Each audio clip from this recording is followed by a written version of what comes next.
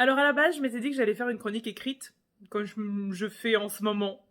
Sauf que je n'arrive pas à poser des mots dessus, donc je vais essayer de le faire en vidéo.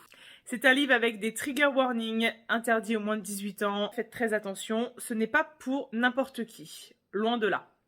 Alors je vous plante un petit peu le décor, on a Cassandra, alias Cassie, qui est capitaine, cheerleader, etc. Populaire, qui vit dans un super beau quartier, famille aimante, bref, tout va bien pour sa vie.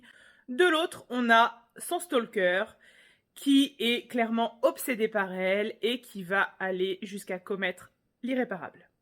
Quelques années plus tard, elle va être de nouveau confrontée à cet homme. Et la suite, eh bien, c'est pas ce qu'on pourrait attendre.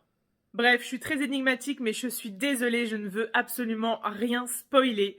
Clairement, j'ai fini par m'attacher au personnage d'Andrei,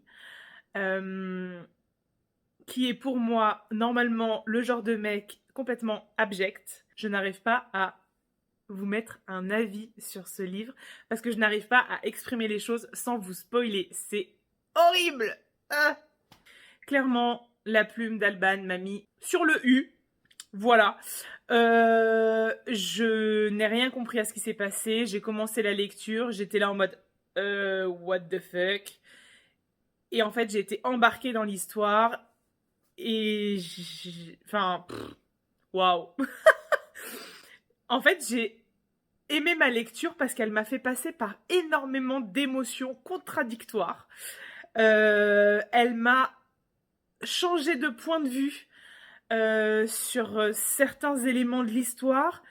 Elle a apporté de nouveaux éléments qui ont fait qu'on a une certaine compréhension des choses.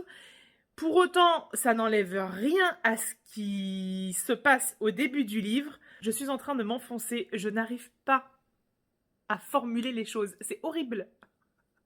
À mon sens, Andrei spoil un peu trop certains passages et éléments de la saga Destin.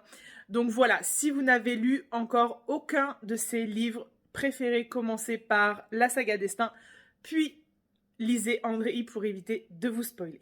N'hésitez pas à me dire si vous l'avez déjà lu, ce que vous en avez pensé dans les commentaires. Bye bye!